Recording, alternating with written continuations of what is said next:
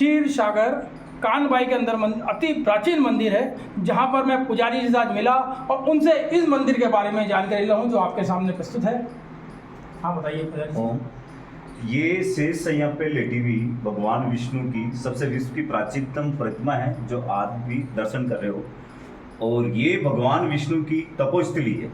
भगवान विष्णु ने यहाँ पे 10,000 वर्षों तक एक पैर पे खड़े होके जगत को शिक्षा देने के लिए उन्होंने तपस्या की थी। और भगवान शिव जी ने भी यहाँ 9,100 वर्षों तक तपस्या करी। तो ये एक तपोस्थली है और यहाँ से ही ब्रह्मा जी की उत्पत्ति हुई भगवान विष्णु की नाभि से। तो ये ब्रह्मा जी का उत्पत्ति स्थल भी है।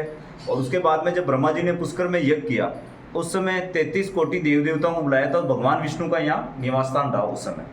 और उसके बाद में त्रेता युग में राम लक्ष्मण जी सीता जी साथ भगवान श्री राम ने पुष्कर की यात्रा करी और अपने पिताजी दशरथ जी का पिंडदान कराया सुदाबाई में मार्कंडेय ऋषि से। तो भगवान श्री राम ने भी यहाँ की यात्रा करी। और बाद में जब द्वापर युग में मथुरा से द्वारिका भगवान श्री कृष्ण जा रहे थे और जब पुष्कर आए थे, जब भगवान श्री कृष्ण ने इसी जगह को अपना निवास स्थान बनाया था।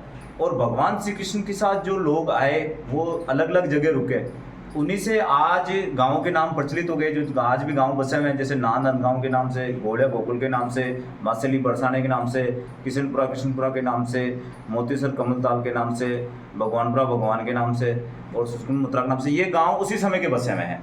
और बता दें कि हमारे जैसे मंदिर इतिहास के अनुसार कि भगवान श्री कृष्ण आए थे और उनकी उपस्थिति में उनका जन्मोत्सव भी मनाया गया था। और भगवान श्री कृष्ण ही ने ही इस प्रतिमा को शीर्षा कुंड में से लाके यहाँ विराजमान कराया था। और उसी समय से भगवान श्री कृष्ण का जन्मोत्सव मनाते आ रहे हैं। और अभी भी हर वर्ष की बात यहाँ जन्माष्टमी का और गोवर्धनमी का मेले का आयोजन होता है।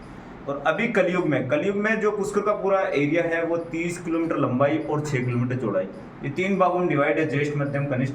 तो ज्येष्ठ के देवता ब्रह्मा जी पुष्कर के अंदर आप दर्शन कर सकते हैं और भगवान विष्णु के यहाँ पे दर्शन कर सकते हो। और कनिष्ठ अपने शिव जी के ककड़ेश्वर मकड़ेश्वर। तो ब्रह्मा विष्णु में त्रिदेवों के आप यहाँ पे दर्शन कर सकते हो। और मंदिर इतिहास के अनुसार तो ये प्रतिमा अपने 41,075 वर्ष पुरानी मूर्ति है और सी कार्बन डेटिंग टेस्ट से 4 से 6,000 वर्ष पुरानी मूर्ति है। और एक ही ये शेषनाग पे लेटी हुई है, गदा शंख चक्र पद्म और लक्ष्मी जी पेड़ दबा रहे हैं। तो ये भगवान विष्णु की सबसे प्राचीन प्रतिमा है। और आज भी आप देख सकते हैं हमारे पुष्कर के आसपास बहुत सारे ऐसे धार्मिक स्थान हैं। जैसे कि जब ब्रह्मा जी ने यज्ञ किया था उस समय 4 दिशाओं में 4 शिवलिंग उन्होंने प्रतिष्ठित करे थे। जैसे पूर्व में अटमेश्वर और पश्चिम में ककड़ेश्वर मकड़ेश्वर और अजयपाल जी के वहाँ अजगनेश्वर महादेव और वेदनाथ जी। तो उसी समय के जैसे कि यहाँ शिवलिंग है और पुष्कर की जैसे 24 कोस की परिक्रमा होती है और 84 कोस की परिक्रमा होती है। तो बहुत सारे ऐसे धार्मिक स्थान हैं जो कि पौराणिक है और उनका इतिहास हरिवंश पुराण पद्म पुराण में लिखा हुआ है। और यहाँ से 1-1.5 किलोमीटर आगे ही चतुर्मुखी शिवलिंग है जिसपे वासुदेव जानकी बलदेव सूर्य राम की प्रतिमा आज भी है।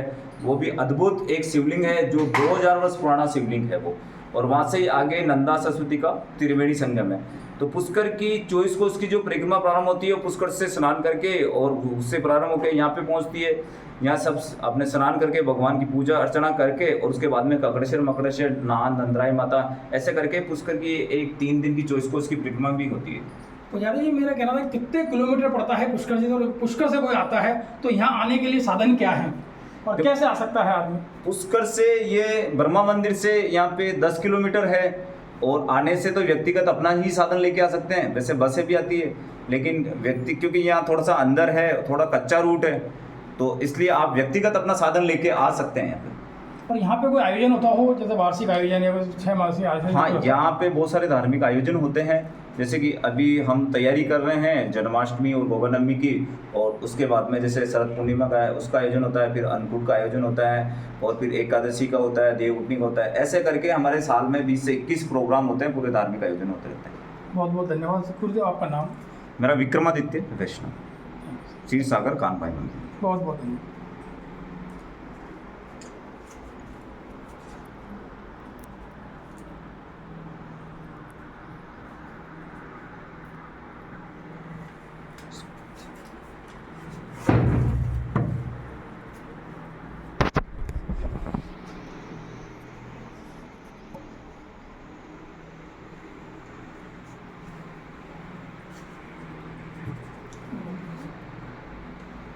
पीछे लगाए ये तो यही है ना? हाँ यही है तो ये क्या नई बनवाई है क्या? ये बाद में विराजमान की थी। भगवान कृष्ण जब भगवान शिव पहले वो प्रतिमा यहाँ थी, तो बाद में वहाँ से निकाल के और यहाँ विराजमान थी, और यहाँ दूसरी ये प्रतिमा थी।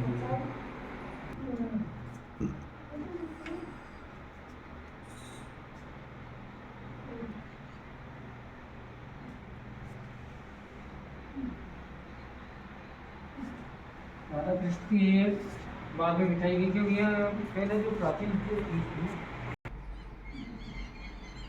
Ay, un ratito.